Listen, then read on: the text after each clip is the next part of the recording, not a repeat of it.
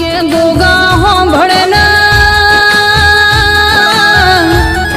જેના ઓગણ લીલા ઝાડની સોયાન જેના ઉમર માવતરની માયા હોય જેના ઘરના ખૂણામાં તારા જેવા દેવનો દીવો ને દીવાની જાગતી જ્યોત હોય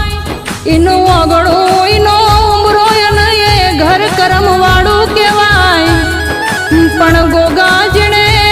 નોના નોનપણમાં માવતરની માયા ખોઈ હોય જેને હંતોકનો સોયો